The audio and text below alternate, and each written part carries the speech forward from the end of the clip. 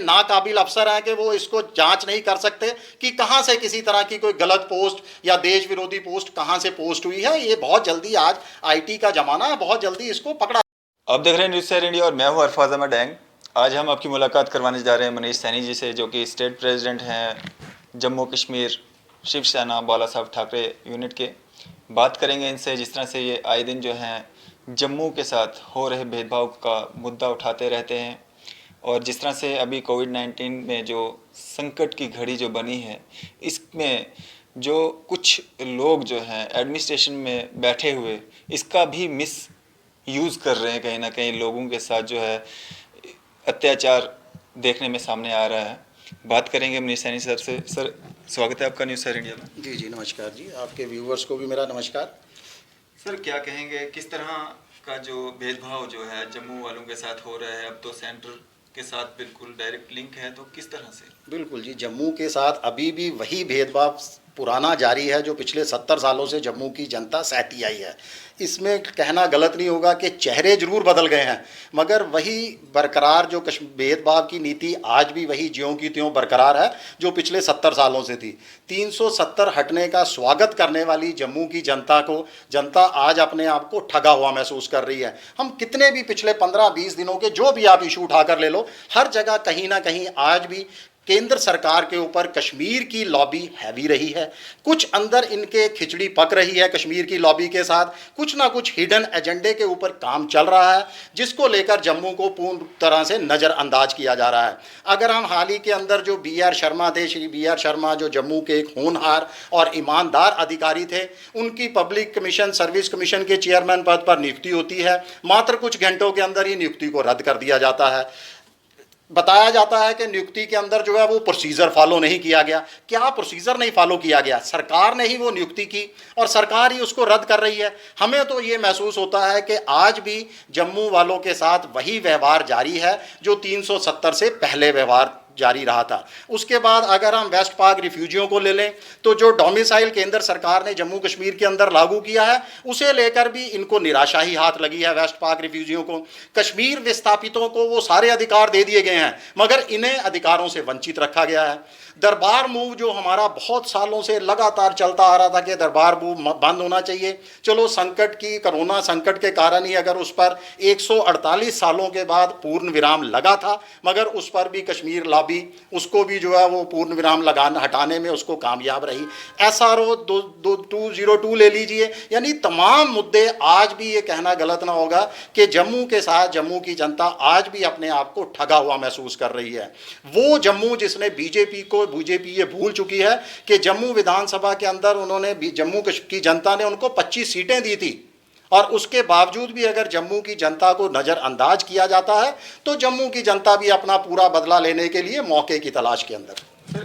कारण क्या है, सियासत क्या है इसके पीछे? वोट इस मुद्दे पे लिए जाते हैं, 370 तोड़ेंगे, 35A तोड़ेंगे, डेवलपमेंट होगी, जम्मू के लोगों को उनका हक मिलेगा। इसके पीछे सियासत क्या है कि अभी भी भेदभाव का शिकार जो है वो जम्मू हो रहा है? यही कुछ ना कुछ, यही हम भी हिडन इसको अभी मान के चल रहे हैं कि हिडन कौन सी लॉबी है केंद्र के साथ, कौन सी ऐसी इनकी आपस में खिचड़ी पक रही है कि आज भी केंद्र सरकार के अंदर कश्मीर नीति ही हैवी है, कश्मीर के मुद्दे ही हैवी हैं। जम्मू की जनता जिसने खुलकर 370 टूटने के लिए स्वागत किया, ढोल नगाड़े बजाए गए, उसको आज भी नज़रअंदाज किया जा रहा है। ये हमारी समझ से नहीं आ रहा, ये बिल्कुल हमारी समझ से परे है कि केंद्र सरकार किस नीति पर काम कर रहा है। हमें विश्वास दिलाया जाता है कि केंद्र सरकार जम्मू के साथ है, मगर जम्मू के साथ होने के बावजूद भी अगर इतना भेदभाव किया जा रहा है तो मैं तो कहूँगा इससे अच्छी तो वही कश्मीरी हुक्मरानों की सरकार थी। कम से कम हम दूसरों के ऊपर आरोप तो लगा सकते थे। अब यहां पर हमें दिक्कत है कि हम आरोप भी किसके ऊपर लगाएं। सर, डेवलपमेंट की अगर बात करें हम, तो यूटी बनने के बाद कितनी डेवलपमेंट आप जो है जम्मू की देख रहे हैं? बिल्कुल कोई, देखिए अगर ज़मीनी तौर पर दावे चाहे सरकार कितना भी करे, ज़मीनी तौर पर हम देखें तो कोई जम्मू का विकास नहीं हुआ। जम्मू को रोजगार के लिए कहा गया था कि यहाँ बेशुमार रोज के अवसर लोगों को मिलेंगे। यूथ आज भी यहाँ का नौकरियों के लिए तरस रहा है। कहीं पर कोई आपने इंडस्ट्री लगी हुई नहीं देखी, कहीं हमने बड़े बड़े होटल यहाँ पर खुलते हुए नहीं देखे 370 के बाद। तो तमाम जो दावे केंद्र सरकार ने किए थे जम्मू कश्मीर विकास की राह पर दौड़ेगा, वो अभी सब के सब कहीं ना कहीं अंदर के अंदर लटके पड़े हैं। ज़मीनी तौर पर कुछ भी हमें देखने को नहीं मिल रहा। सर, 4G कि अगर हम बात करें तो 370 और 35A टूटने के बाद जो है लगभग साल होने को है 4G से महरूम हैं। खासकर जम्मू के लोगों की अगर बात करें तो दुहाई ये दी जा रही है कि मिलिटेंसी है, हालात ठीक नहीं है। लेकिन अगर हम जम्मू प्रोविंस की बात करें तो इस तरह का कोई वाकया नहीं अभी तक सामने आया है। तो कहीं ना कहीं ये जम्मू वालों के साथ भी धोखा है। बिल्कुल, बहुत बढ़िया सवाल है आपका, क्योंकि 4G को लेकर हम लोग तो प्रोटेस्ट कर कर थक चुके हैं। पूरी की पूरी जनता, जितने भी मैं कहता हूँ जम्मू में सक्रिय संगठन हैं, राजनीतिक हैं, सामाजिक हैं, धार्मिक हैं, तमाम लोग ये डिमांड कर चुके हैं। यहाँ तक कि विद्यार्थी सेल भी आज की डेट के अंदर जम्मू में 370 टूटे हुए ऑलमोस्ट साल होने को है। अगस्त 5 को ये वाक़या हुआ था। उसके बाद से पहले तो 6 महीने बिल्कुल इंटरनेट से महरूम रखा गया जम्मू कश्मीर की जनता को। उसके बाद नाम मात्र पर जो हाई कोर्ट ने इंटरफेयर किया कि ये हमारा मौलिक अधिकार है, तो नाम मात्र के लिए 2G बहाल कर दिया गया।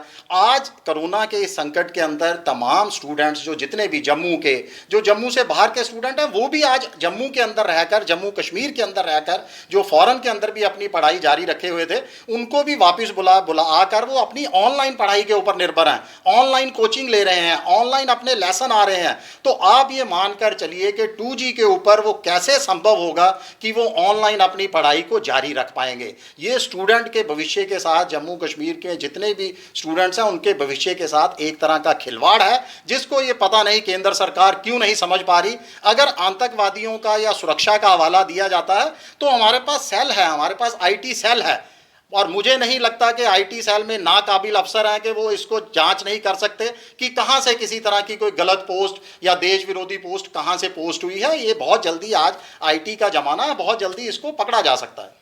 सर, आज की अगर हम बात करें, जिस तरह के हालात बने हुए हैं, लोग अपने अपने घरों की ओर जाना चाहते हैं, तो इसमें भी कहीं भेदभाव की रणनीति नज़र आ रही है। जिस तरह से जिसकी पहुंच है, जो पहुंच वाला है, जिसके लिंक्स हैं, तो उसको घर पे भी पास पहुंच जाता है। लेकिन जो लेबरर बेचारा है वो वहाँ का वहीं है, पैदल चलने को मजबूर है, कटने को तैयार है, लेकिन उसको कोई सहूलियत देने को तैयार नहीं है। ऐसा क्यों हो रहा है? बिल्कुल जी, आज भी ब्यूरोक्रेट्स की मनमानी जारी है। ब्यूरोक्रेट्स आज की डेट में, मैं तो ये कहूँगा कि उनकी कोई जवाबदेही तय नहीं है। वो इस संकट की इस घड़ी में कुछ ब्यूरोक्रेट्स के, कुछ तो ठीक है युद्ध वीरों की तरह काम कर रहे हैं कोरोना के संकट में, मगर कुछ ऐसे हैं जो अपनी डिक्टेटरशिप चला रहे हैं। आम जनता को बिल्कुल दरकिनार कर दिया गया है।